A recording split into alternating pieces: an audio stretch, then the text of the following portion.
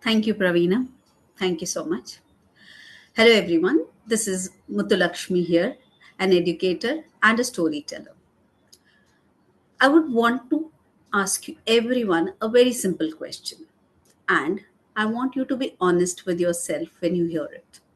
When you sit down to study, or when you sit with your books for studying for exams, what do your mind actually go on? What is going in your mind? Is it here on the page of in front of you or somewhere else?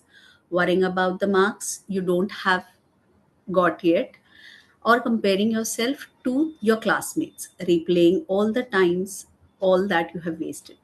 Today, we are not going to talk about any study techniques or timetables. We are only going to talk about something more fundamental, the difference between being present and being pressurized, and why that difference decides everything about how you are going to perform. Let me go to the next slide. Look at the data. 75% of the students experience exam anxiety directly affects their performance. That means if 30 there are 30 students in this class, out of them nearly 20 will be carrying exam anxiety, and you're not the alone one. One more thing I would like to enlighten you here is an average student checks their phone 150 times daily during his study session. That's only few minutes. Every single time you do that, you're pulling yourself away from the present moment. And here's what happens when you do that with your brain when the stress level spikes up. Your prefrontal cortex, which is responsible for reasoning, memory call, and problem solving, shuts down. Your brain literally cannot access what you have studied when you're overwhelmed with fear. The solution is not more hours, not more information, it's more presence. And let's talk about how you can actually do that. Okay, let me tell you a story. This is a story of Eklavya from Mahabharata times.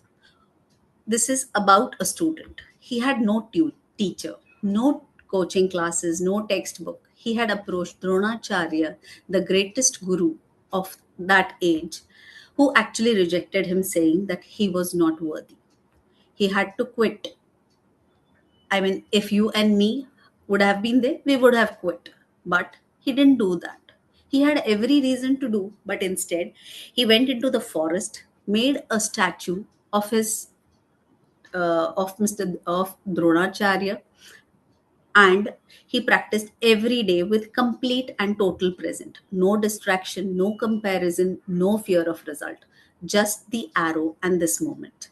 He became one of the greatest archer of this era.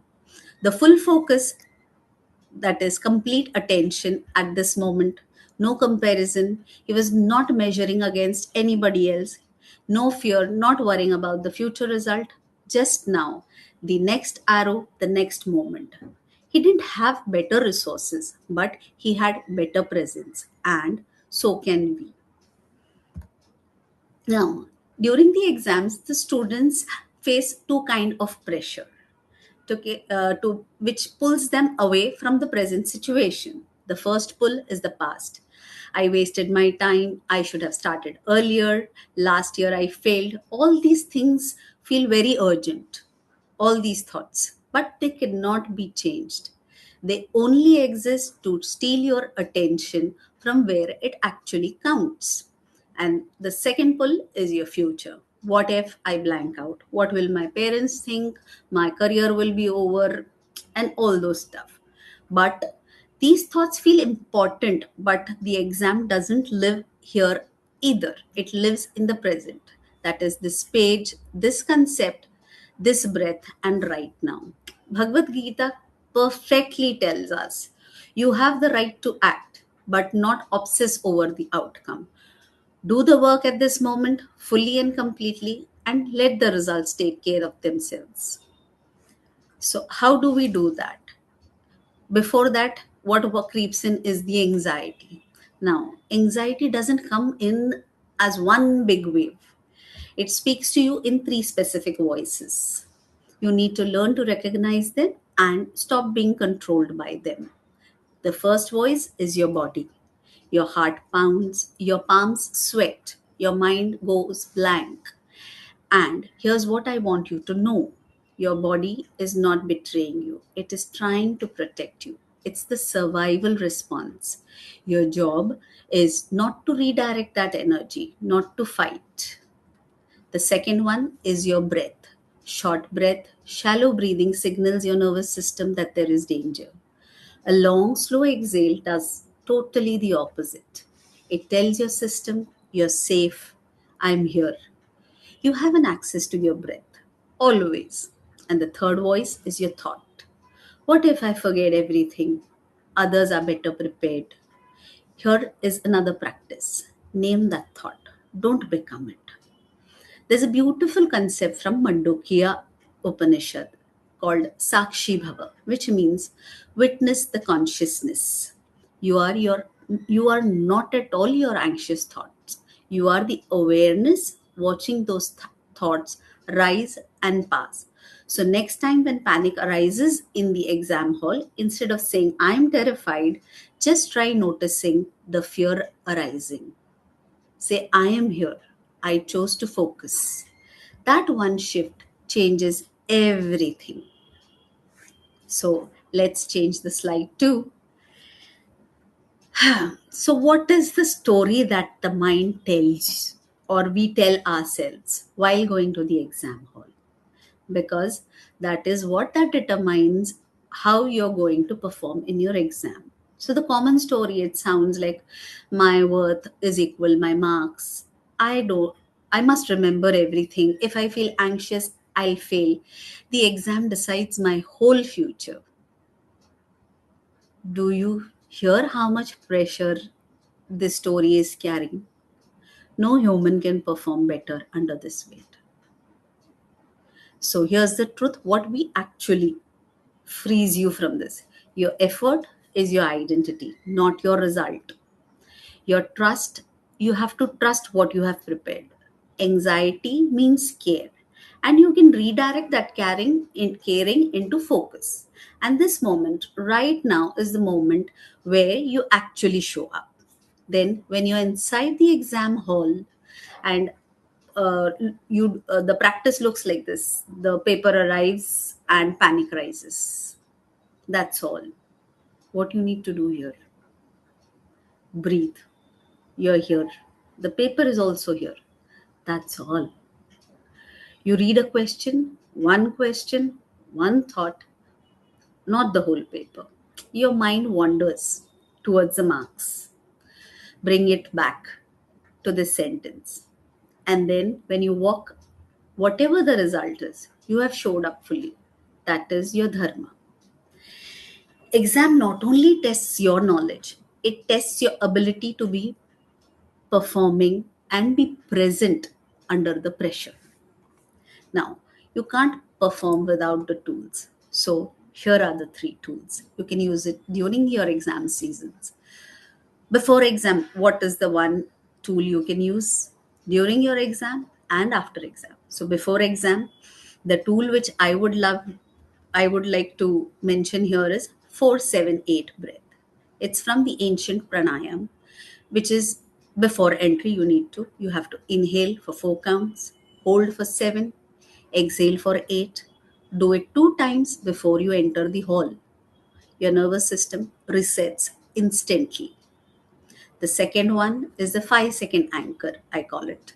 Use them when your mind wanders here and there during your exam. Feel your feet on the floor. Feel your pen in your hand. 5 senses, 5 seconds, and you're back. And the third question you need to ask yourself after every exam: did I show up fully in this? Did I give what I had? If the answer is yes, you have succeeded. Marks are the outcome, presence is the performance. Judge yourself by what you actually control. I would like to share another story here from Katha Upanishad. It's a story of Nachiketa. He was a young student. He was sent alone to the realm of Yama, the death god himself. He sat at his door for 3 days without food, without water, and without fear. And when Yama came to meet him, he offered him everything: gold, kingdom, pleasures. But Nachiketa refused. He said, I need only one thing: the truth about the self. And he got it. Not because he was a talented student, but because he was more present. The Katha Upanishad tells us, arise, awake, and stop until you have reached the goal. Your exam hall is your Kurukshetra. It is not comfortable at all. It is not easy.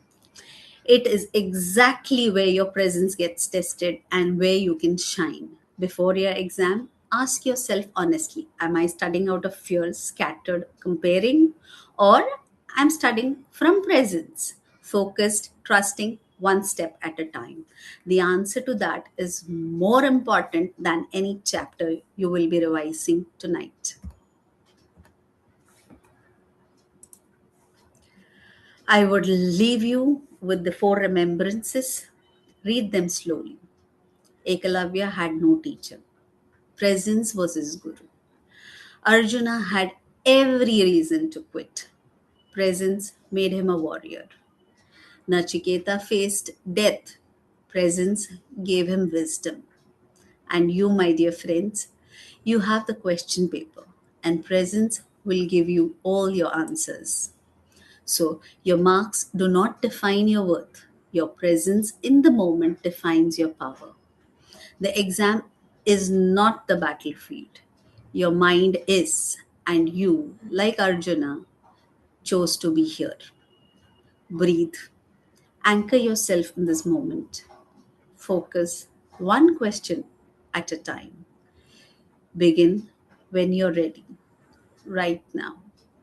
Thank you.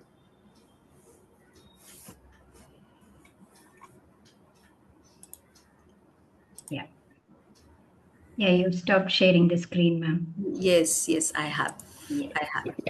Wonderful explanation, Miss Lakshmi. I Thank you. thoroughly enjoyed the session, and I wish I had teachers like you.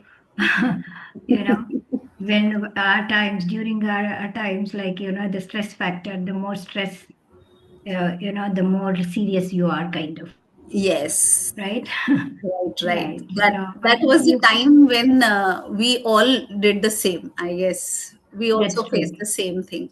But now, as things have changed over a period of time, even the kids, we have evolved, and our students have also evolved. Right.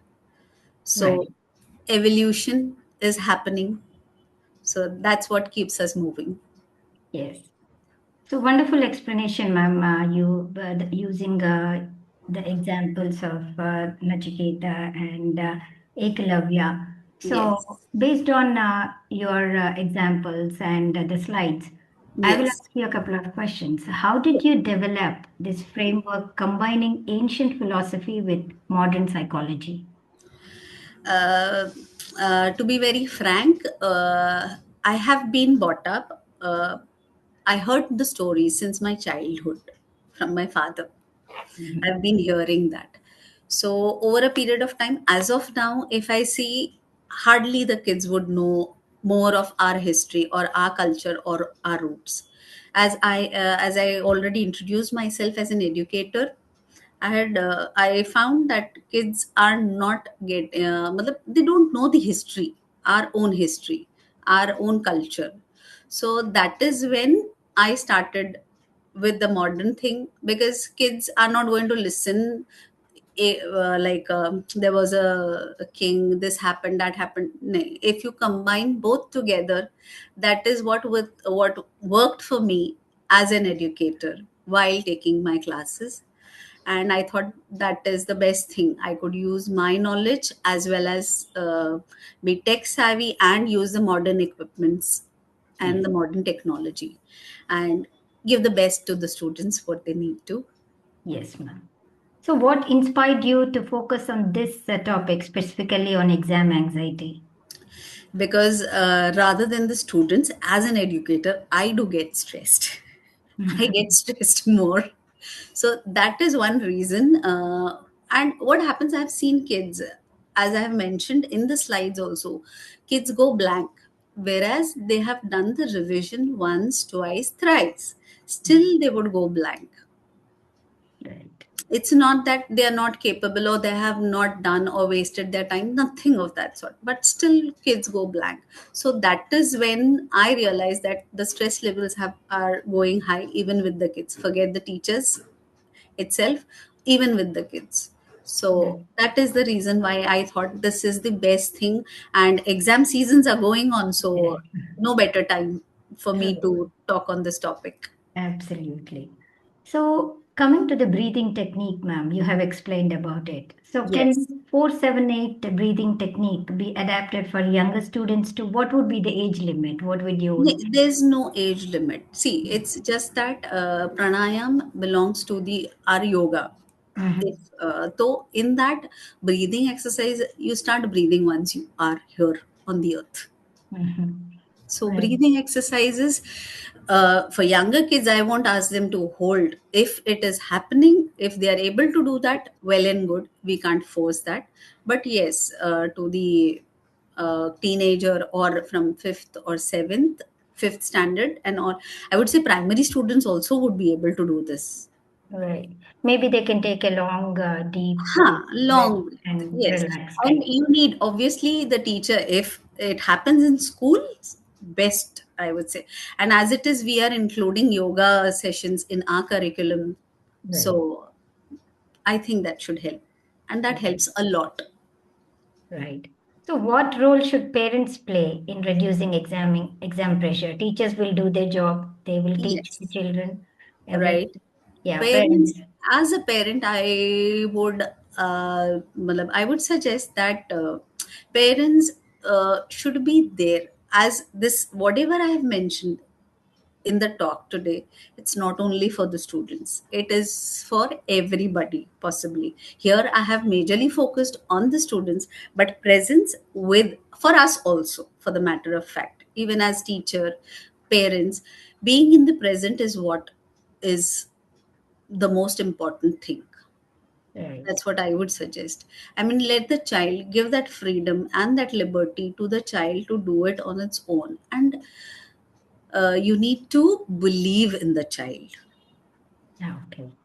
So, ma'am, That's, as an educator, in your hmm, experience, can you yes. share any one success story from a student who have applied these techniques? Like, where was he or she, and what he or she became after applying your technique? After applying, I had this student, who, I would like to name that student too. Her name was Janvi. Mhm, Okay. She had come to me. She was my first student of class 10.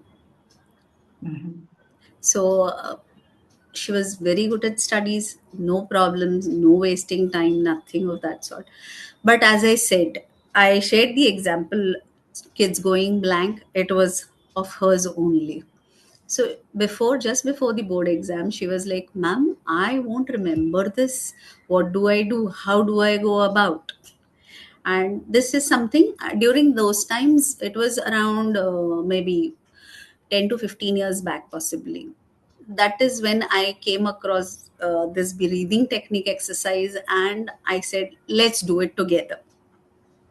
So when we did it myself, I felt better. And obviously, she gave me the response to that also. She said, Ma'am, now I'm feeling better. And then she was able to concentrate and do the exams very beautifully.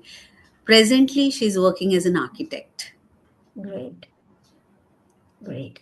So, ma'am, Gen Z is all about social media.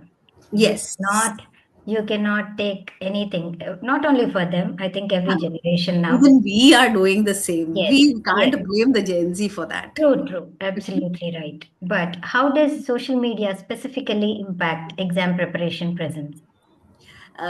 Presence, as I said, 150 times. The kids, forget kids, we also do that. When you're going through something, you're doing something, even if you're doing something else apart from your studies or taking classes, apart from that, even when you're cooking, you would be doing the same. Beach may one or twice you would be scrolling through your mobile.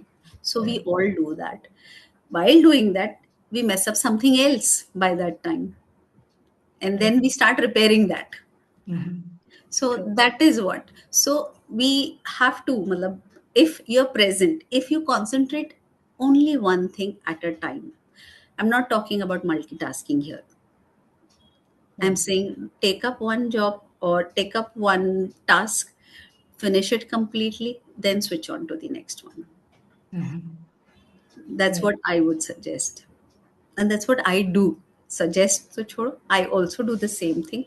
Yes, but there are instances where you need to do multitasking, and there you have to do it.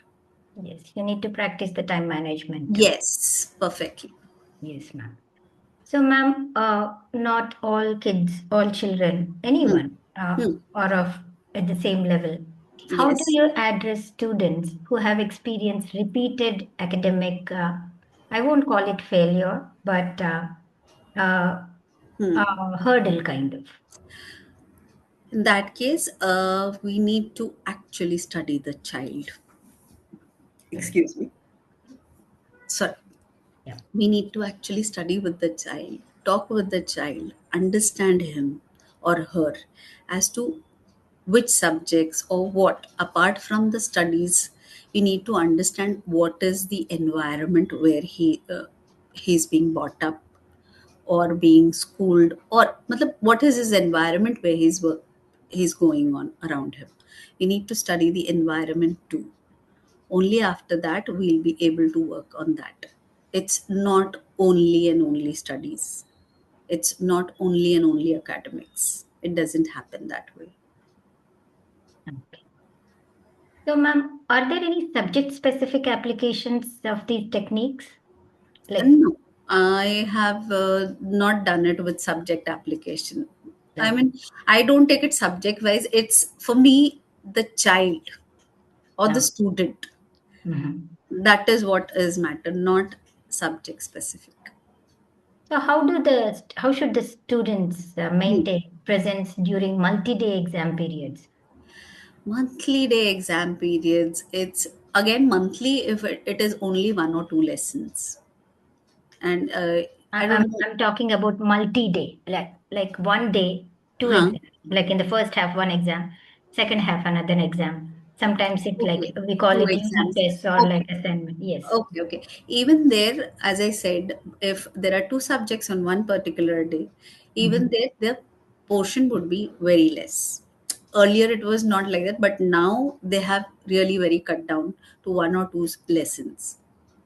As far as I teach the students here, it is just that way. So, one or two lessons, obviously, because we are doing revisions regularly, it is happening. And one student with one lesson done, we do take tests and do it accordingly.